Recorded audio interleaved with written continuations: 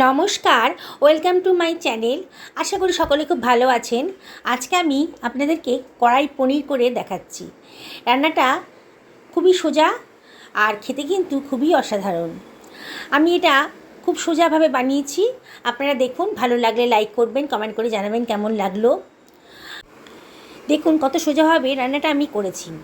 আমি একটা কড়াইতে কয়েকটা শুকনো লঙ্কা নিয়ে নিয়েছি, আর নিয়ে নিলাম 1.5 টেবিল চামচ মতো গোটা জিরে, 1.5 টেবিল চামচ মতো গোটা ধনে নিলাম। এবার আমি নিয়ে নিচ্ছি 1/4 টেবিল চামচেরও কম মেথি দানা। মেথি দানাটা খুব অল্প দেবেন, নাহলে কিন্তু তেতো হয়ে যাবে। দিয়ে দিলাম দারচিনির টুকরো, দিয়ে দিলাম কয়েকটা লবঙ্গ, দিয়ে দিলাম ছোটো এলাচ। এবার আমি দিয়ে দিচ্ছি 1 টেবিল চামচ মতো মৌরি দানা, আর দিয়ে দিলাম খানিকটা গোলমরিচের দানা। দিয়ে আমি সবগুলোকে একটু ড্রাই রোস্ট করে নিচ্ছি। কালারটা একটু চেঞ্জ হয়ে গেছে। এবার আমি গ্যাসটা বন্ধ করে দিয়ে এটা অন্য একটা পাত্রে নিয়ে রাখলাম, ঠান্ডা করতে দিচ্ছি।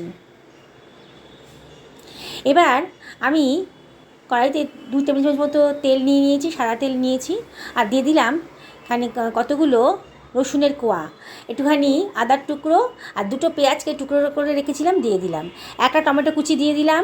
দিয়ে আমি ভালো করে এগুলোকে একটু ফ্রাই করে নিচ্ছি। দেখুন পেঁয়াজের কালারটা একটু চেঞ্জ হয়ে গেছে। এবার দিয়ে দিলাম কতগুলো কাজুর টুকরো, দিয়ে আমি ভালো করে এগুলোকে একটু ফ্রাই করে নিচ্ছি। অনবরত নাড়তে হবে, নাহলে কিন্তু ধরে যাবে। দেখুন কালারটা চেঞ্জ হয়ে গেছে, পেঁয়াজের কালারটা একেবারে চেঞ্জ হয়ে গেছে আমার। আমি এবার এগুলোকে অন্য একটা পাত্রে সরিয়ে রাখছি। আমি সমস্তগুলোকে অন্য একটা পাত্রের মধ্যে সরিয়ে রাখলাম। এবারে আমি যে আগে ড্রাই রোস্ট করে রেখেছিলাম মশলাটাকে, সেটাগুলোকে মিক্সার গ্রাইন্ডারে দিয়ে দিচ্ছি। এগুলো সব গ্রাইন্ড করে নেব।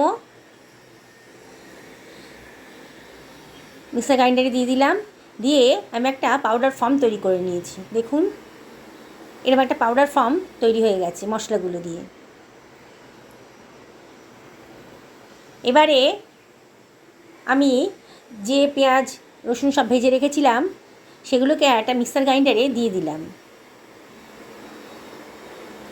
এটাও গ্রাইন্ড করে নেব। দেখুন আমি একটা স্মুথ পেস্ট বানিয়ে নিয়েছি।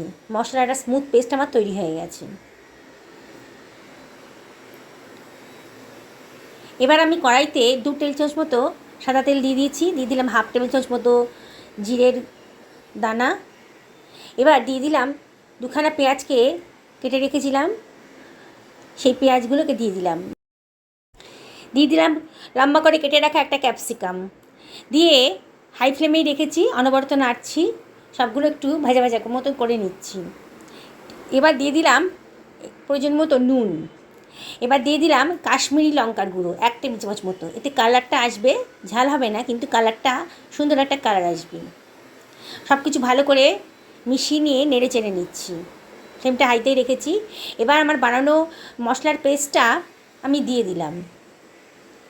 এবার মিক্সার গ্রাইন্ডার ধুয়ে একটুখানি জলও ওর মধ্যে দিয়ে দিলাম, কড়াইতে দিয়ে দিলাম, দিয়ে অনবরত কিন্তু নাড়ছি।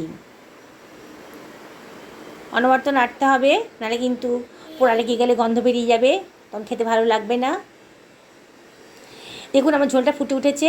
এবার আমি গ্যাসটা কমিয়ে দিয়ে 2 টেবিল চামচ মতো দই এর মধ্যে দিয়ে দিলাম। দই দিলে রান্নাটার টেস্টটা খুব সুন্দর আসে। দিয়ে আবারও সব কিছু ভালো করে মিশিয়ে নিচ্ছি। অনবরত কিন্তু নাড়তে হবে। সব কিছু ভালো করে মিশিয়ে নিয়েছি। এবার আমি স্কোয়ার কিউব করে কেটে রাখা আমার পনিরগুলোকে আমি দিয়ে দিলাম। আমার এখানে 400 মতো পনির আছে। ভালো করে সব কিছু মিশিয়ে নিচ্ছি। আপনারা ইচ্ছে করে বন্ধুরা পনিরটাকে একটু হালকা করে ফ্রাই করে নিয়েও ব্যবহার করতে পারেন। আমি এখানে কাঁচা পনিরটাই দিয়েছি। এবারে আমি ড্রাই রোস্ট করা মশলাটার মধ্যে মিশিয়ে দিলাম, দিয়ে সব কিছু ভালো করে নেড়ে চেড়ে নিচ্ছি। সব কিছু ভালো করে মিশিয়ে দিতে হবে, একটু হালকা হাতে করতে হবে, খুব চাপ দিলে পরে পনিরগুলো গলে যাবে। আমি গ্যাসের ফ্লেমটাকে মিডিয়ামে রেখেছি। এবার আমি একটু কসুরি মেথি এর মধ্যে দিয়ে দিচ্ছি। কসুরি মেথিটা দিলে পরে খুব শুকনো একটা গন্ধ বেরোয়, খুব সুন্দর খেতে লাগবে। এখানে আমি আলাদা করে আর গরম মশলা দিলাম না। সব কিছু ভালো করে মেশানো হয়ে গেছে, আমি গ্যাসটা বন্ধ করে দিয়েছি। এবার আমি সার্ভ করে দিচ্ছি। দেখুন বন্ধুরা, কত সুন্দর কালারটা এসছে, খেতেও কিন্তু খুব অসাধারণ হয়েছে। ভালো লাগলে লাইক করবেন, কমেন্ট করবেন। যে বন্ধুরা আমার চ্যানেলে নতুন এসছেন তাদেরকে আমি রিকোয়েস্ট করবো আমার চ্যানেলটা সাবস্ক্রাইব করার জন্য। পুরনো বন্ধুদেরকে অনেক ধন্যবাদ। আমি তাদেরকে রিকোয়েস্ট করব কমেন্ট করে, লাইক করে আমাকে উৎসাহিত করবেন। আজকে তাহলে এই পর্যন্তই থাক। আপনারা সকালে ভালো থাকুন, নমস্কার নেবেন।